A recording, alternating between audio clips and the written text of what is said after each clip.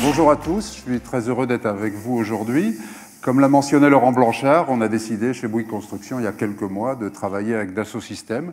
Et donc mon souhait ce matin, c'est de vous faire comprendre pourquoi nous nous sommes lancés dans cette aventure. Je m'appelle Christophe Moreau, donc, et j'ai commencé ma carrière chez Bouygues Construction. Je crois que je vais la finir aussi chez Bouygues Construction, mais c'est très bien, plein de choses intéressantes. J'ai fait beaucoup de chantiers dans des pays assez variés à l'international, et puis après j'ai été directeur de projet pendant pas mal d'années. Et puis j'ai été directeur technique de notre entité Bouygues Bâtiment International pendant une dizaine d'années. Et maintenant, depuis 4 ans, je suis en charge du projet modernisation métier autour du digital, dont évidemment je vais vous parler aujourd'hui. Mais pour commencer, je voudrais vous présenter l'entreprise à travers un petit film qui montre assez concrètement ce que nos collaborateurs font pour nos clients.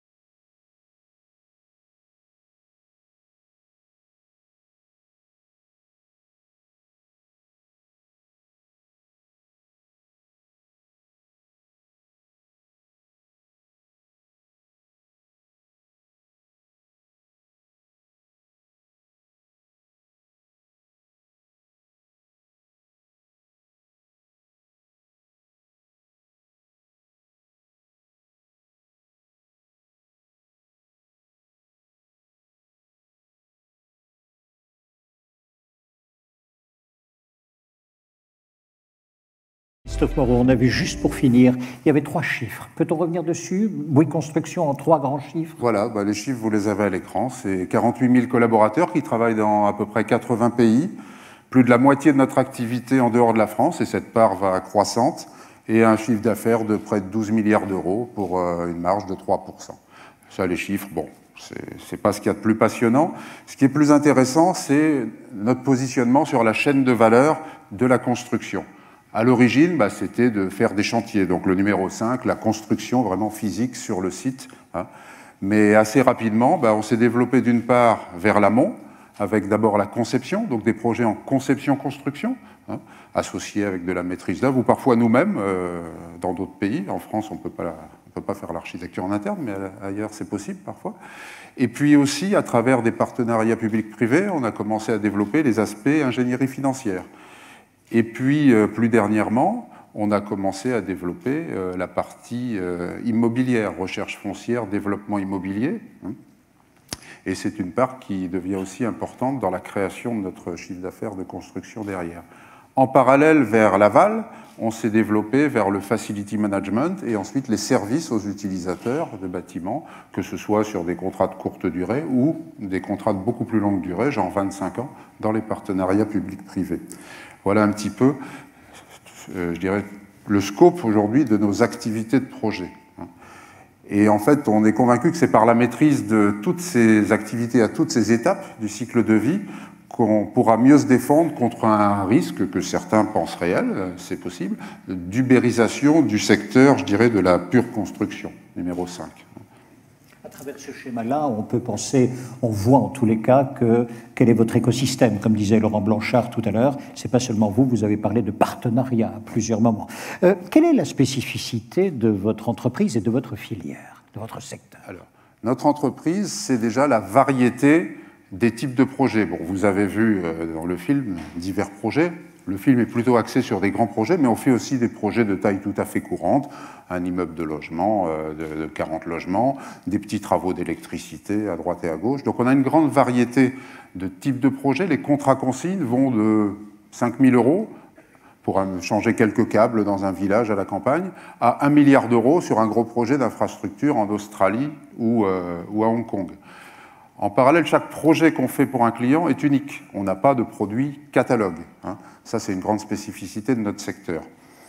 Alors, notre secteur, je le décrirais, je dirais, comme un secteur extrêmement éparpillé. Si je fais la comparaison, mais plutôt pour les différences avec l'aéronautique. Si vous prenez Airbus, c'est Airbus qui décide de lancer un nouvel avion. En ce sens, il est ce qu'on appelle, nous, maître d'ouvrage, c'est-à-dire celui qui décide de lancer un projet. C'est Airbus qui est le designer général de ces avions, avec ses partenaires, bien sûr. En ce sens, il est maître d'œuvre, au sens de notre industrie. Et c'est Airbus qui est assembleur général de ces avions dans ses ateliers à Toulouse ou ailleurs. En ce sens, il joue le rôle d'entreprise générale. Chez nous, ce n'est pas la même personne. En fait, ces rôles sont séparés. Et puis des maîtres d'ouvrage, on en a des quantités énormes. Des maîtres d'œuvre, il y en a tant qu'on veut. La taille moyenne du cabinet d'architectes en France, c'est 2 personnes. C'est des milliers et des milliers, rien que sur la France. Et des entreprises, il y en a des très grandes, il y en a des moyennes, et il y a beaucoup de TPE, d'artisans, etc. Autour de ça, on a d'autres types d'acteurs, ils ne sont pas tous cités, mais qui sont là. Donc c'est un secteur extrêmement disséminé, avec des grands nombres de projets, des milliers, des dizaines de milliers de projets, un peu partout. Et les types de relations entre ces acteurs ne sont pas standardisés. Donc, selon les modes d'appel d'offres que lancent les maîtres d'ouvrage, qu'ils soient publics ou privés, les types de relations vont être différents. Ça va de l'appel d'offres classique à l'appel d'offres en conception-construction ou, par exemple, au partenariat public-privé. Donc, voilà un petit peu ce qui est la spécificité de notre secteur par rapport à d'autres. Alors, dans ce contexte, quels sont finalement les grands challenges pour une entreprise comme Bouygues Construction ? Le premier challenge, c'est vraiment d'améliorer notre efficacité, à la fois au niveau d'un projet et puis notre efficacité plus collective au niveau de l'entreprise. Pour ça, on veut vraiment augmenter notre productivité, on veut mieux gérer nos risques et on veut être plus efficace, je dirais, collectivement, effectivement, en transverse. Le but, évidemment, c'est d'être plus compétitif au service de nos clients. Première chose. Deuxième chose, vous avez vu que notre présence sur la chaîne de valeur, elle nous amène à être présente beaucoup plus longtemps et à prendre des engagements de plus en plus forts et donc mieux gérer la complexité de nos projets avec des engagements, évidemment, à risque que nous prenons. Et le troisième aspect, on est dans les leaders de la construction au niveau mondial. On veut être dans les leaders aussi de ceux qui embarquent de façon intelligente le numérique dans la construction. Voilà, c'est le challenge. Alors tout ça, bien sûr, c'est pour nous permettre aussi d'être plus attractifs, à la fois pour les collaborateurs qui sont déjà là, parce qu'on veut les garder, et vous savez qu'avec les jeunes, c'est pas toujours facile, et aussi pour attirer, bien sûr, des nouveaux talents. Alors, ces collaborateurs, on a pas mal échangé avec eux, en fait, sur le sujet de l'information, leurs difficultés, leurs soucis, leurs rêves, etc. Ils nous ont raconté pas mal d'histoires, pas toujours très drôles, mais et il y a des choses à améliorer, c'est clair. Donc, de façon très synthétique, voilà un petit peu quelques grands messages qui sont ressortis sur la traçabilité des informations. Les équipes projet, sur un projet, elles bougent, elles évoluent, et quand quelqu'un arrive en cours de projet, où est la bonne information, où est l'historique? Un peu difficile. La gestion documentaire, aujourd'hui, où sont les bonnes données d'entrée pour faire mon travail, pour qu'ensuite je puisse faire des données de sortie pour d'autres. L'interfaçage entre les logiciels pour éviter d'aller faire des copier-coller permanents, ressaisir l'information. Ça, c'est quelque chose qui a vraiment besoin d'être développé. Les tableaux de bord, comment fabriquer des tableaux de bord de façon de plus en plus automatisée. On en est très très loin encore.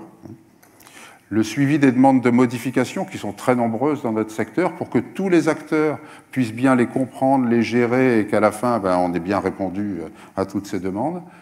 Et puis la partie mobilité, souhait d'interface mobile. Aujourd'hui, tout le monde travaille dans sa vie personnelle, à sa tablette, son smartphone, et travaille facilement avec.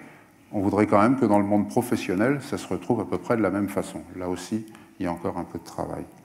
Christophe Moreau, pour tout ça, vous avez déjà le BIM. Enfin, normalement, avec la maquette numérique, ça devrait être largement... toutes les réponses devraient être là. Pourquoi avez-vous besoin d'une plateforme? Pourquoi avez-vous besoin de ça? Alors, je vais vous expliquer ça.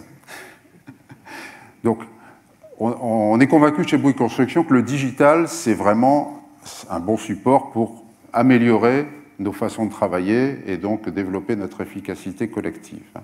Et donc, de ce fait, le comité exécutif a décidé, il y a à peu près 4 ans, de lancer un projet d'entreprise, dans ce sens qu'on a appelé Be in Motion, avec 2 volets. Le premier volet, effectivement, c'est de déployer le BIM. Alors, on est très actif là-dessus, le BIM, Building Information Modeling,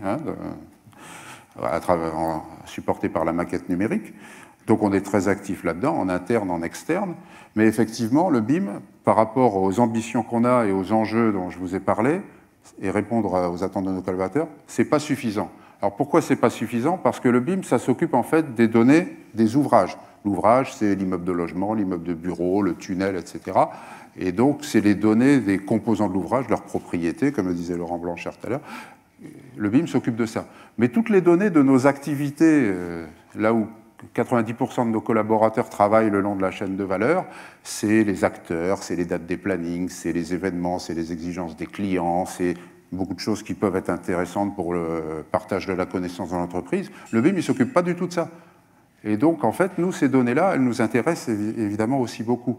Et ce qu'on souhaite, c'est pouvoir rassembler toutes ces données et informations, à la fois des projets et des ouvrages, et de façon structurée, pour pouvoir ensuite en faire un certain nombre d'usages. Voilà un petit peu pourquoi le BIM n'est pas suffisant. Donc nos objectifs par rapport à ça, c'est en un, de développer un environnement digital de management collaboratif, à la fois pour l'interne, mais aussi évidemment pour l'externe, avec nos clients, nos partenaires, notre supply chain. Avec, pour la supply chain, de développer une meilleure collaboration dans la durée. Aujourd'hui, c'est un peu géré, et même beaucoup géré projet par projet. Essayer d'avoir une approche où on développe des collaborations beaucoup plus dans la durée. Pouvoir exploiter les informations de façon transverse à un ensemble de projets, et non pas monoprojet, chacun dans son silo. Là, c'est un domaine où on a vraiment beaucoup de place pour nous améliorer. Et puis, supporter une évolution vers une entreprise plus industrialisée, plus standardisée, qui est quelque chose auquel notre comité exécutif tient beaucoup. Donc vous l'aurez compris, ce n'est pas un projet informatique, évidemment, c'est un projet métier, et aujourd'hui, les responsables qui sont dans l'équipe de ce projet sont des responsables métiers. Et bien sûr, au-delà des aspects techniques qui sont évidents, il y a des impacts sur l'évolution de l'entreprise, de l'organisation, de changements culturels, et donc une conduite du changement importante. On en voit déjà les prémices à mener. Alors voilà une photo qui me tient à cœur parce que ça date d'il y a 6 mois à peu près, mais quand même pour en arriver à ce moment de la signature des contrats avec Dassault Systèmes et Accenture, on a quand même travaillé un certain temps, n'est-ce pas Olivier avant, mais ça a été un travail de bonne qualité et intéressant. Et donc effectivement, par rapport à ce qu'on souhaitait que je vous ai montré avant, on s'est rendu compte qu'il n'y avait pas la solution toute prête sur l'étagère. Donc on a lancé... en amont évidemment de cette signature, un appel d'offres. On l'a lancé vers des éditeurs du domaine de la construction, on l'a lancé vers des éditeurs du PLM et on l'a lancé vers des intégrateurs. Bon, on a passé beaucoup de temps avec tout le monde et puis finalement, on a décidé qu'on avait besoin d'un éditeur et d'un intégrateur et après un certain processus, on a choisi Dassault Systèmes avec Accenture. Alors pourquoi ce choix? Dassault Systèmes, on a vu la puissance de 3D Experience. On l'a plutôt vu dans d'autres secteurs, mais on a vu aussi que Dassault Systèmes avait une volonté forte de se développer dans le secteur de la construction, très clairement. La proximité, le siège de Vélizy à 15 minutes du siège de Saint-Quentin-en-Yvelines, on se rend compte que c'est quand même bien pratique et ça permet de travailler beaucoup plus efficacement ensemble.